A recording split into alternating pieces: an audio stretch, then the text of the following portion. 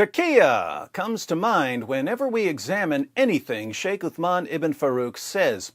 Mansour Maliki has called Sheikh Uthman a pathological liar, but this has caused some of us to wonder why Muslims would be exposing Sheikh Uthman for lying when Sheikh Uthman's lies may be justified by the Quran and other Muslim sources. So I posted a video asking Mansour to explain why he doesn't believe that what Sheikh Uthman is doing is permissible in Islam. I quoted two passages.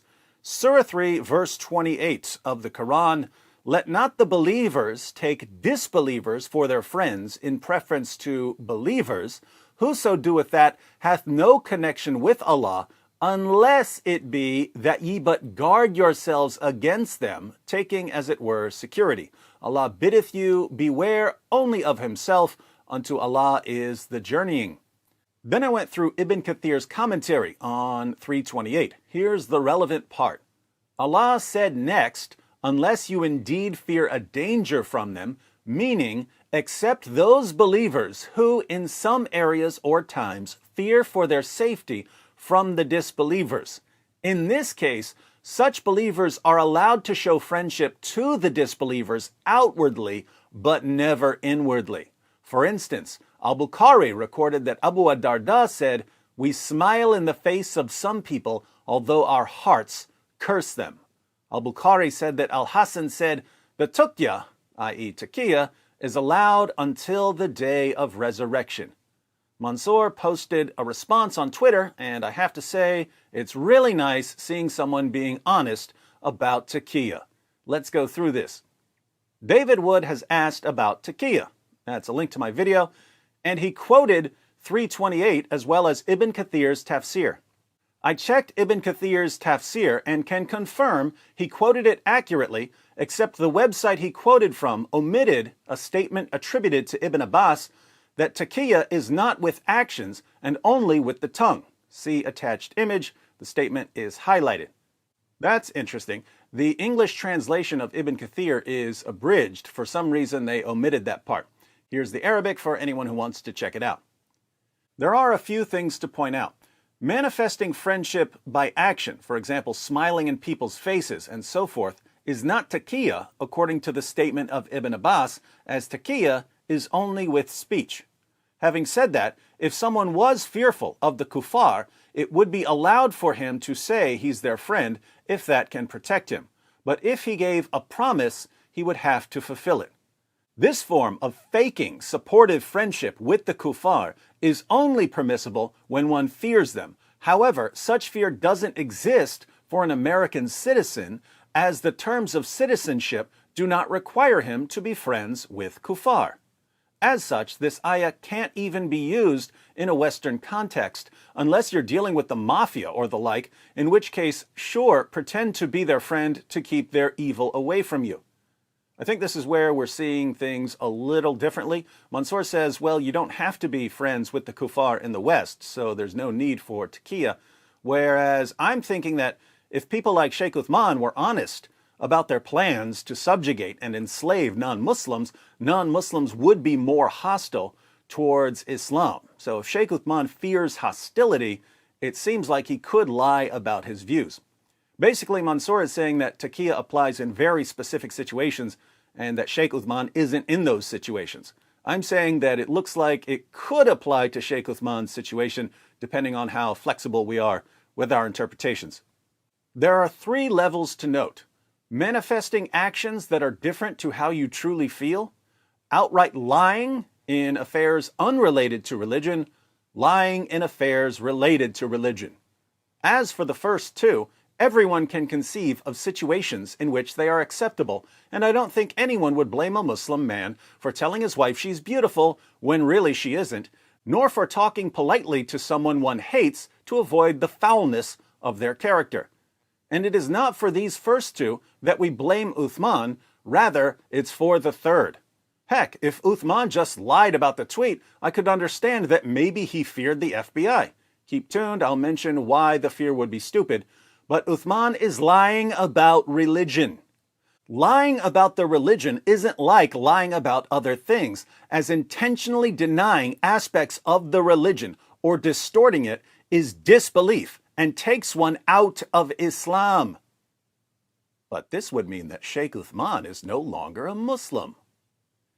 The only time one can lie about religion is when they are forced, so when they're being tortured or threatened with death. Consider 16:106. Here, Surah 16, verse 106, it allows a Muslim to deny his belief if he's in danger. It should now be noted, Uthman isn't being forced. He might feel the kuffar won't like him, but that isn't sufficient. Even getting locked up in prison is not enough. When we say force, we mean real force. The ayah that David mentioned cannot be used in the case of Uthman, as Uthman isn't just manifesting friendship with the kuffar as the ayah allows, but he is distorting the religion. Note, even when being forced to utter disbelief, like denying that Islam allows slavery, it's only permissible and not recommended. Rather, it is better to speak the truth and be killed, especially if you are a scholar. Now, there's a thought. Sheikh Uthman may actually be held to a higher standard because he's a scholar and has influence over others. So he may have reason not to deceive people in situations where it would be acceptable for other Muslims to deceive people. As for Uthman, I genuinely believe that he sincerely believes in his religious distortions. Consider the following thread.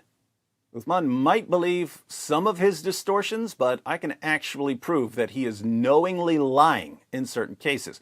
But we'll get to that in other videos. The thread that Mansour mentions begins with Dawah Deception, starring Uthman Farooq. In the video, Uthman makes the following conditions of marriage. 1, being physically ready. 2, being mentally and emotionally ready. It is his claim that this is what's mentioned in the books. He mentioned Al-Mughni by Ibn Qudama, and he's wrong. I don't want to go through the entire thread because it's on a different topic, but I'll put a link to the thread in the description box for anyone who wants another example of Sheikh Uthman distorting Islam. In the thread, you can see he is lying about Islam, but to Muslims, and as such, it isn't merely that he lies to kuffar. Thus, the reason I dislike him so much is because he is misguiding Muslims. And of course, I hate that anyone commit disbelief by lying about the religion. This isn't the case of him just lying about making one tweet. It is the case of him systematically tearing apart the religion along with the rest of the dishonest Dawah people.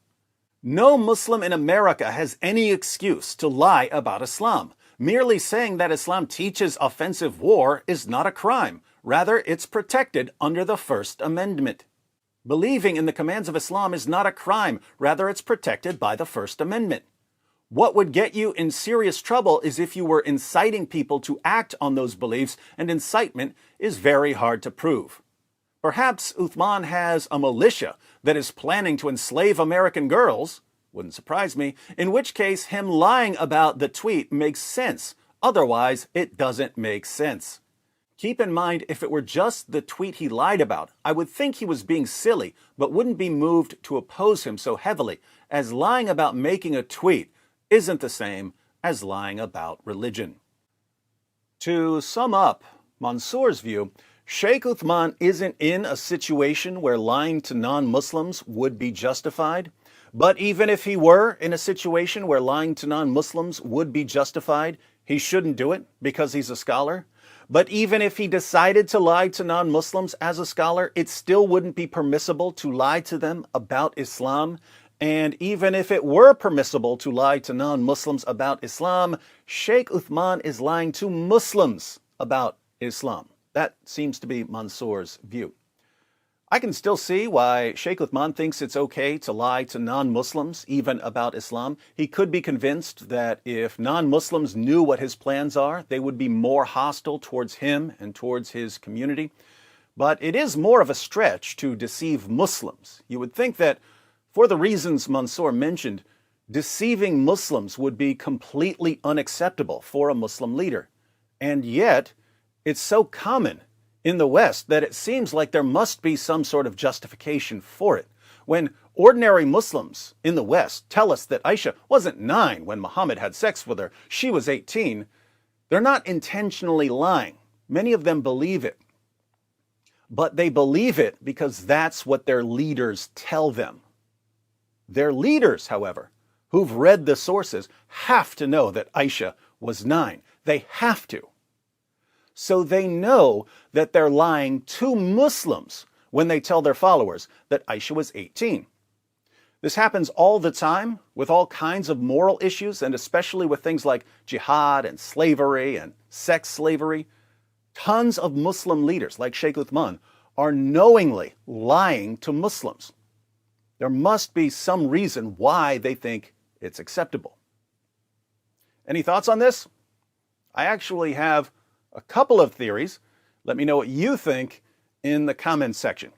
And special thanks once again to Mansoor for taking the time to answer our questions.